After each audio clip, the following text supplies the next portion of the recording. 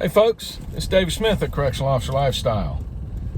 Yes, I'm driving at a walloping 3 miles an hour. Highway 90 is a parking lot right now. It is rush hour in the city of Milton, Florida. So I'm not going to look directly at the camera because I do got to watch the brake lights in front of me and make sure I don't get in an accident. But I did want to bring another video to you. And this one is about how do you reward your go-getters? How do you reward your bright and shining stars that are on your shift? How do you take care of them folks? There's a multitude of ways to do it. Unfortunately, our staffing level is not to the point where I can just give them a random day off here and there. I can to an extent. When I first hired in, staffing was so much that the captain he'd get done making his roster and he'd look up and say, okay, I got too many folks. I need 3 of you to go home. And that happened weekly. At least once a week that happened. I don't have that luxury right now, but if I can give them like a birthday or an anniversary or just a 3-day weekend every once in a while, if I'm able to, then I do that for those people. And I don't do it for the people that are calling in sick all the time because they take their days off anyway. So what's the point? But if I can squeeze an extra day in somewhere and give somebody a 3-day weekend, or true go-getters, if I can give them a 3-4 day weekend, then I'll squeeze that in some way or another, okay? But I think, and what I have found to be true in my career, is the very best form of reward for your go-getters are to leave them alone. Let them go to their housing unit, run their housing unit the best way that they can. Don't give them extra duties. Don't give them more work. Just let them come to work and do their job in their area, an area that they've taken ownership of. That is one of the best ways that I have found to reward staff. Another way to reward staff, if they work in a particularly challenging area, like a disciplinary confinement unit or a close management unit or something to that effect, where they are constantly bombarded with that negativity, that perpetual bad attitude from every inmate in the unit. Give them a break. Take them out of there for about a week. Put them in a nice, cushy assignment, like a faith and character-based dormitory, an honor dormitory, a veterans dormitory, somewhere where the inmate population is just a little bit better behaved than the general population of your facility.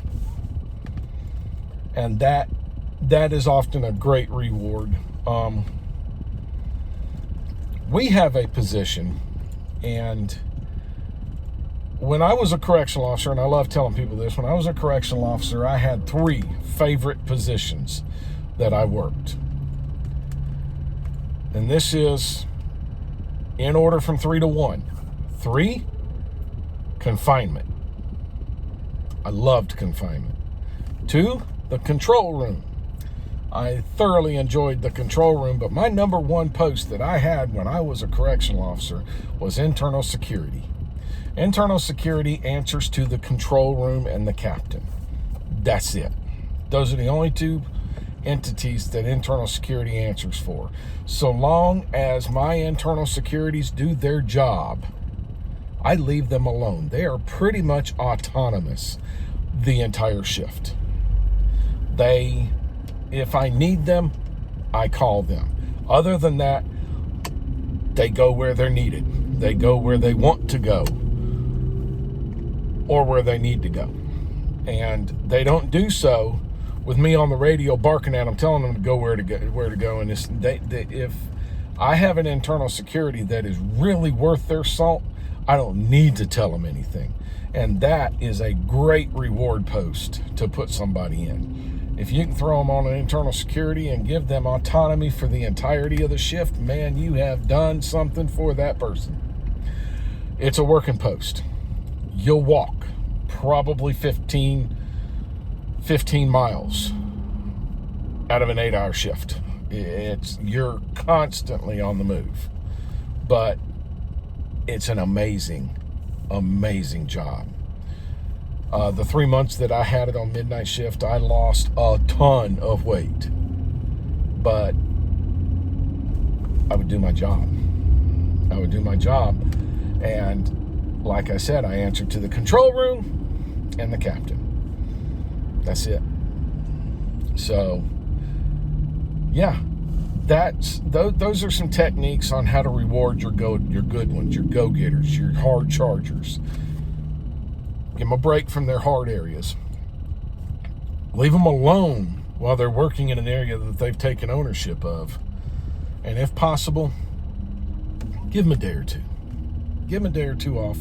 Slam it in conjunction with their weekend. Give them a long break from the prison. And it's beneficial for their mental health.